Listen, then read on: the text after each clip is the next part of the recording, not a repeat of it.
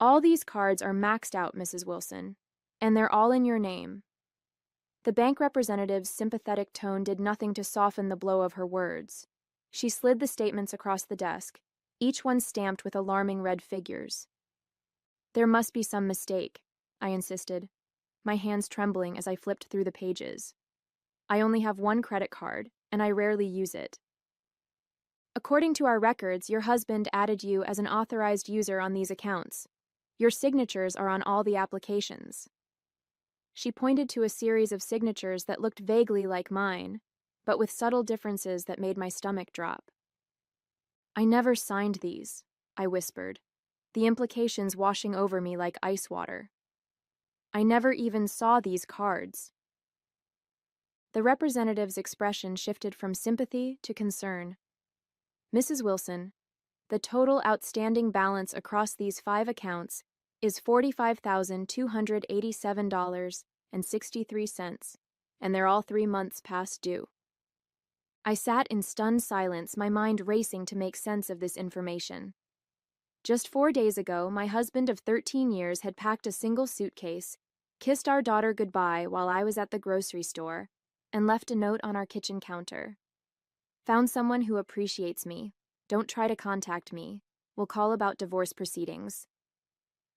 Now, as the bank representative explained my limited options, debt consolidation, payment plans, possible bankruptcy, the full extent of James's betrayal began to take shape. He hadn't just abandoned our marriage, he deliberately set me up for financial ruin. My name is Margot Wilson, 31 years old, a part-time administrative assistant at a dental practice in Portland, Oregon. James and I met in college, married young, and had our daughter Sophie within a year. I had dreams of finishing my education, building a career in healthcare administration, maybe even traveling someday. Instead, I found myself juggling motherhood and part-time work while James pursued his career as a software developer. All I wanted now was stability for Sophie, a way to keep our modest home, maintain her school routine, and somehow dig us out of this financial hole James had left us in. The thought of my brilliant, sensitive 11-year-old daughter having to face the upheaval of bankruptcy and possible foreclosure made my chest ache with dread. As I drove home from the bank, my phone buzzed with a text from an unknown number. "Margot, this is Heather. James told me you were controlling and financially abusive, but now I'm seeing things differently. Call me if you want to know what he's been hiding." Heather. The name James had whispered in his sleep twice last month. The name I'd pretended not to hear, convincing myself it was nothing. The knot in my stomach tightened. Whatever James had been hiding, I suspected the credit card debt was just the beginning. When I met James during sophomore year of college, he seemed like everything I'd been looking for. Intelligent, ambitious, protective. My own childhood had been chaotic. Raised by a single mother who struggled with addiction, I'd grown up craving stability and security. James offered that, along with what I interpreted as love. We married quickly, partly because I was pregnant with Sophie, but also because James was eager to start our life together. He had a 5-year plan: finish his computer science degree, land a solid job in tech, buy a house, build a family. I put my nursing prerequisites on hold, planning to return once Sophie started school, but James's protective nature slowly morphed into something more controlling.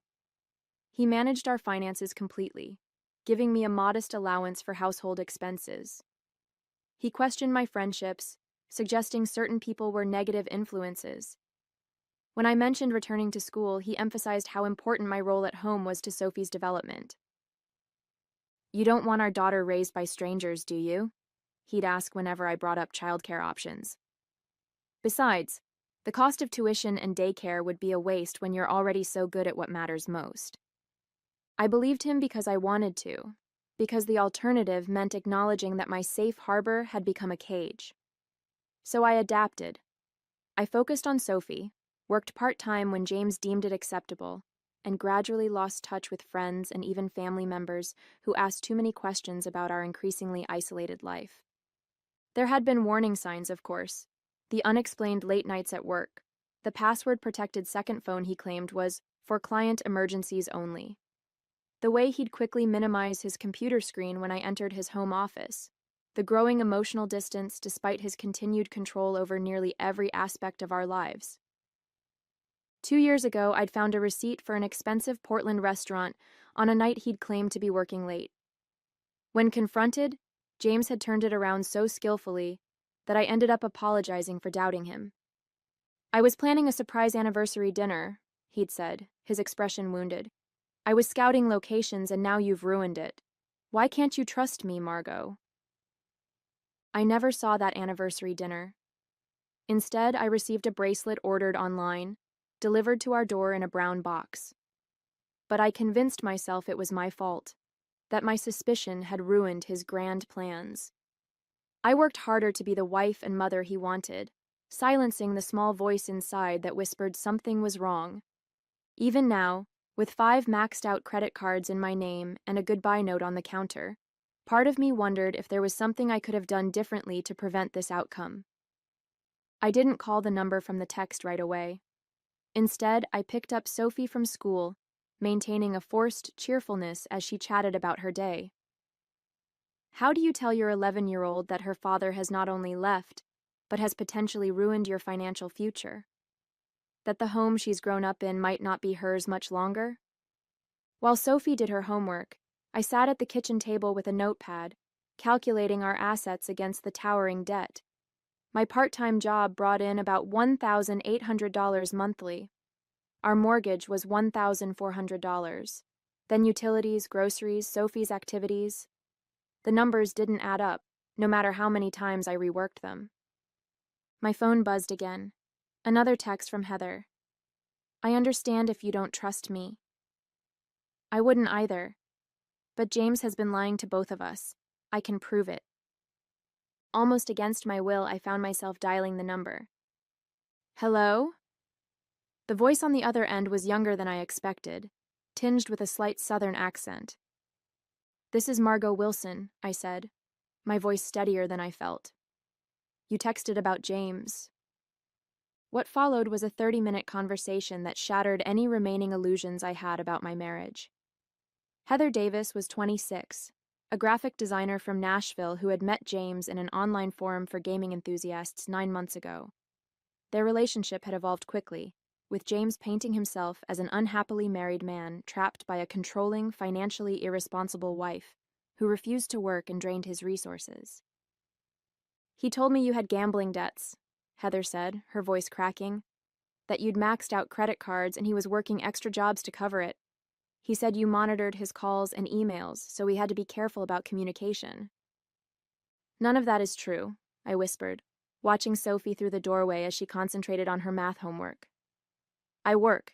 He controlled all our money, and now I'm discovering credit cards in my name that I never applied for. I'm so sorry, Heather replied, genuine remorse in her voice.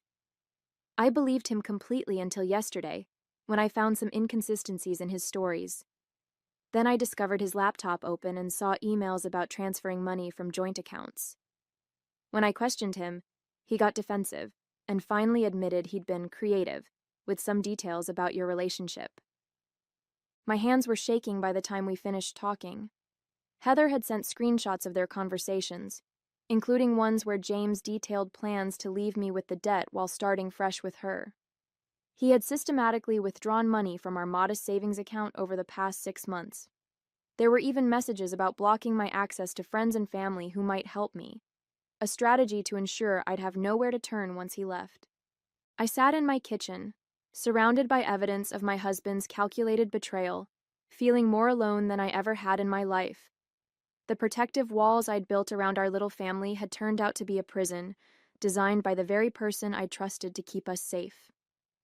The next morning, I called in sick to work and drove Sophie to school, fighting back tears as I watched her walk through the doors. She was the only good thing to come from my marriage, and I was determined to protect her from the worst of this situation.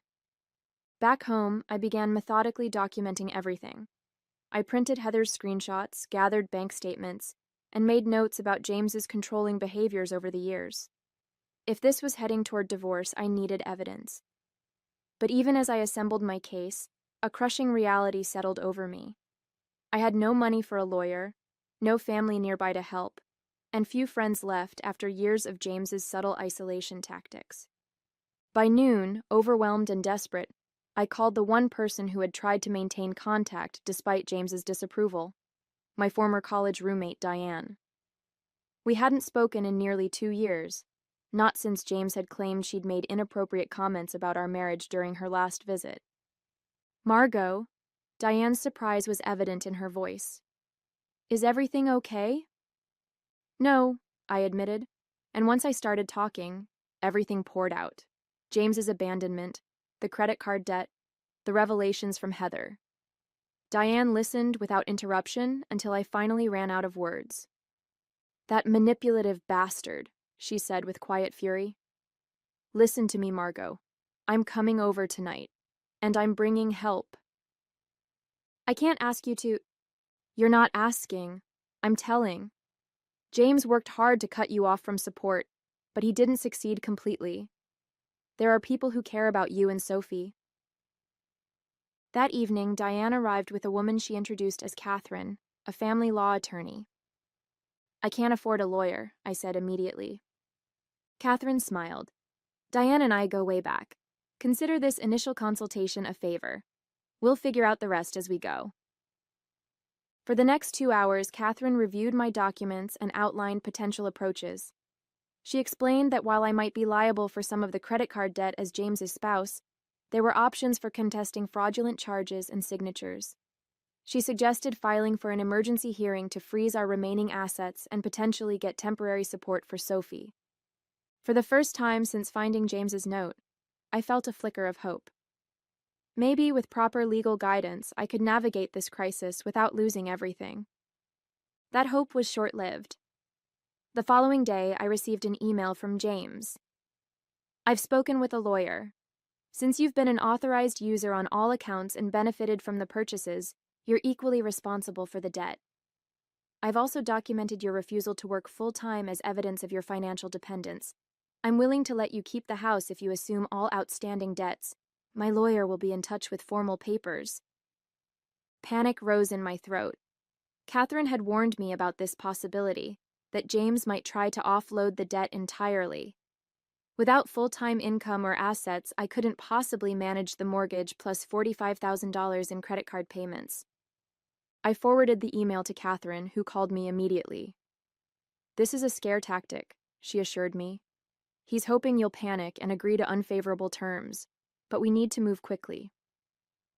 That night, after putting Sophie to bed, I sat down at my computer to gather more financial documentation. What I found sent ice through my veins. James hadn't just maxed out credit cards, he'd also taken a $30,000 home equity line of credit against our house 3 months ago. The money was gone, withdrawn in cash increments just small enough to avoid triggering automatic fraud alerts. Our modest home, the one thing I thought might provide stability for Sophie, was now leveraged to the hilt. And worse, the first large payment on the equity line was due in 2 weeks. "Mom, are you okay?" I quickly closed the computer browser, wiping tears from my cheeks before turning to face Sophie, who stood in the doorway of our little home office in her pajamas. "Just some grown-up stuff, sweetie. You should be in bed." Sophie approached cautiously, her expression far too serious for an 11-year-old. "It's about Dad, isn't it? And money?" I hesitated, torn between protecting her and being honest.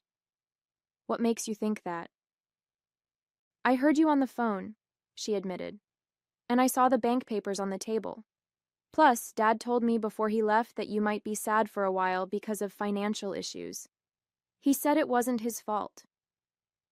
Anger flared in my chest at James's attempt to shape Sophie's understanding of his abandonment. "Sophie, there's a lot happening right now that's complicated. Dad made some decisions that have put us in a difficult position, but I'm working on fixing it." Sophie sat beside me, her small hand covering mine. "Don't cry, Mom, I'll help you." The determined optimism in her voice broke my heart and mended it simultaneously. "That's very sweet, honey, but this isn't something you need to worry about."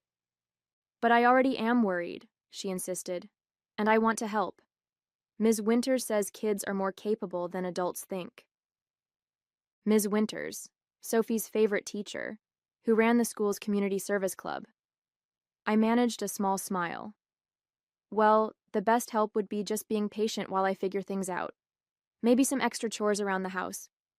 Sophie nodded solemnly. I can do that, and more. After tucking her back into bed, I returned to the devastating financial discoveries. Between the credit cards, the home equity line, and our daily expenses, we were sinking in quicksand. Catherine had been optimistic about contesting the fraudulent credit card applications, but the home equity loan was different. It had been taken against our joint property, and I had apparently signed the paperwork. Except I hadn't. Just like the credit card applications, my signature had been forged, but proving that would take time and money, neither of which I had in abundance. The next morning brought another shock. I logged into our cellular account to find that James had terminated my phone service. When I called the company from Diane's phone, they informed me that he had removed me from our family plan, stating that we were separated and I had agreed to obtain my own service. It was a calculated move, cutting off my communication while maintaining his narrative that I was financially irresponsible. Without a phone, I'd struggle to communicate with Catherine, potential employers for additional work, or even Sophie's school in emergencies. Diane immediately added me to her family plan as a temporary solution, but James's message was clear. He was systematically dismantling the infrastructure of our shared life, leaving me scrambling to rebuild essential services while he moved on unencumbered. That afternoon, I received a certified letter containing separation papers. James was offering me the house, contingent on assuming all debts, and $300 monthly in child support, an insultingly low figure given his six-figure income. He was claiming that my voluntary underemployment should limit any additional support. The documents painted me as a financially dependent spouse who had refused opportunities for full-time work, choosing instead to live beyond our means through credit card spending. It was a complete inversion of reality, a reality where James had actively discouraged my career advancement and controlled every aspect of our finances. As I stared at the separation agreement, a new emotion began to overtake the shock and grief: determination. James had spent years carefully constructing this trap, believing I would have no resources to fight back. He was about to discover how wrong he was. We need to be strategic, Catherine advised during our meeting the next day. James has created a paper trail to support his narrative. We need evidence to counter it. Proof of his control over finances, your attempts to work more hours, the forgeries. I spread my limited documentation across her desk. Bank statements showing James as the primary account holder with me, merely as an authorized user. Emails where I'd asked about our financial situation and received vague responses. Texts where he'd discouraged me from accepting additional hours at work. It's not much, I admitted. He was careful. People like James always make mistakes, Catherine assured me. Their overconfidence leads to carelessness. We just need to find where he slipped up. Over the next week, I threw myself into building my case. I requested security footage from the bank where the home equity loan had been processed, hoping to prove I hadn't been present for the signing. I contacted my employer about increasing my hours and documenting James's past calls to check if I was really needed when asked to work overtime. I even reached out to Heather, who had agreed to provide a statement about James's misrepresentations. Meanwhile, Sophie had grown increasingly determined to help in her own ways. She insisted on making her own lunches, took over several household chores without being asked, and even set up a lemonade stand on our street corner one weekend, bringing home $12 in quarters that she solemnly presented to me for the bills. "Honey, that's so sweet, but you don't need to worry about money," I told her, fighting back tears. "I know," she said with surprising confidence, "but I wanted to do something while we wait for everyone else to help, too." "Everyone else?" I asked, confused. Sophie's eyes widened slightly before she shrugged. "You know, like Ms. Diane and the lawyer lady." Something about her response struck me as odd, but I was too overwhelmed with immediate concerns to pursue it. Those concerns multiplied when I checked our mailbox the following day to find a notice from the mortgage company. Despite the home equity loan being less than 3 months old, a payment had been missed. I called immediately, only to discover that James had changed the account contact information to his new address and phone number. The representative could tell me little beyond confirming that we were now 30 days delinquent on both the mortgage and the equity line. That evening, Catherine called with mixed news. "The bank footage doesn't show you present for the equity loan signing," she said, "which supports our forgery claim. However, the papers themselves have a notary seal, which complicates things." "How is that possible if I wasn't there?" "Either the notary failed to properly verify identity, or James found someone to impersonate me," I finished, the realization hitting hard. Could he really have gone that far? "People in the midst of deception rarely recognize boundaries," Catherine said grimly. "We'll subpoena the notary and find out." Just as we were wrapping up the call, my doorbell rang. Standing on my porch was a sheriff's deputy with another certified letter. This one, a notice of foreclosure proceedings initiated by the mortgage holder. "But this can't be right," I protested, scanning the document with growing horror. "We're only 1 month behind." "The notice cites violation of loan terms," the deputy pointed out, indicating a paragraph about material misrepresentation on the equity line application. As the deputy left, my phone buzzed with a text from an unknown number. "Thought you were clever getting your girlfriend to contact my wife? Back off, or I'll make sure you and Sophie end up on the street by month's end." James had discovered my communication with Heather and was escalating his tactics. But he had made a critical error. He had explicitly threatened our daughter in writing. And that, I realized with sudden clarity, might be exactly the mistake Catherine had predicted. 3 months after James walked out, my phone rang with a number I recognized instantly. "Margot, we need to talk," James said without preamble, his voice tense. "Things have gotten out of hand." "I'm listening," I replied calmly, signaling Sophie to continue her homework at the kitchen table while I stepped onto our front porch. "The bank is investigating the equity loan for fraud. My accounts are frozen. What did you do?" I smiled despite myself. "I didn't do anything, James. You did this." "Cut the innocent act," he snapped. "You've been trying to ruin me. Heather left because of your lies. The bank is talking about pressing charges. I need you to tell them this was a misunderstanding." "A misunderstanding, like forging my signature, impersonating me to a notary, maxing out fraudulent credit cards in my name?" Each question was delivered evenly, without the emotional tremor that would have been present just weeks before. James's tone shifted from accusatory to pleading. "Look, I made some bad decisions. I was stressed about money, about us. But I can't have fraud charges on my record. I'll lose my job, everything." "That's unfortunate," I acknowledged.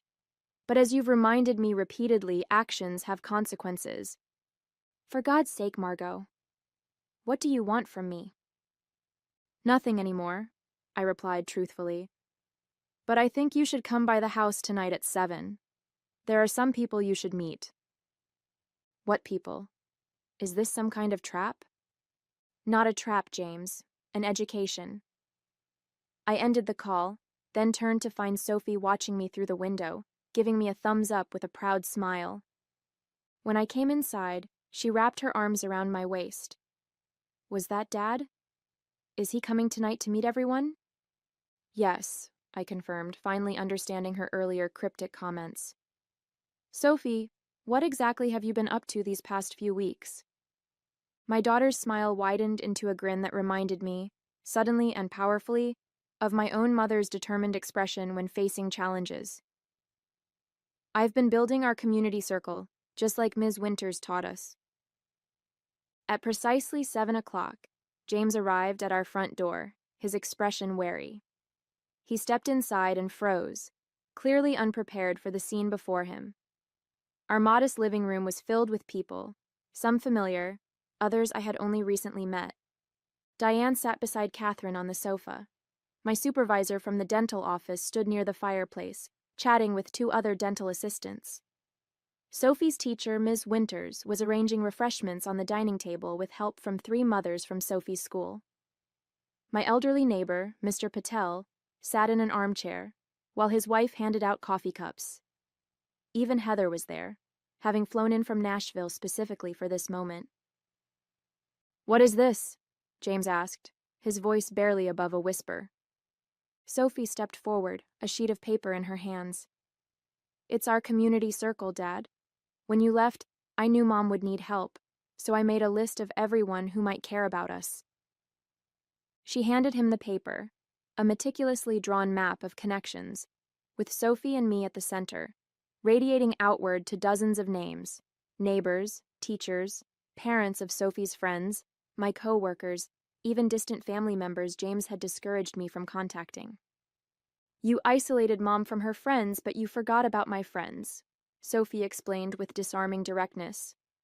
"And their parents, and my teachers, and our neighbors." James looked around the room, recognition dawning as he realized these weren't just random supporters. They were witnesses to his deceptions and contributors to our recovery. Diane had helped me secure a full-time position with benefits at another dental practice.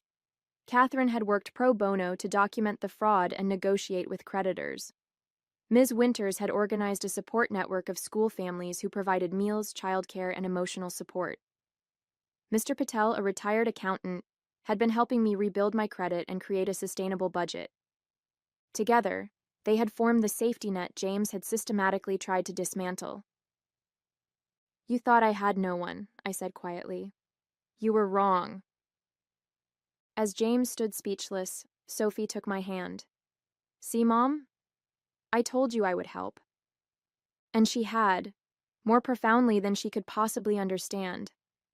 Through my daughter's wisdom and courage, I had rediscovered not just resources I didn't know I had, but strength I had forgotten existed within me.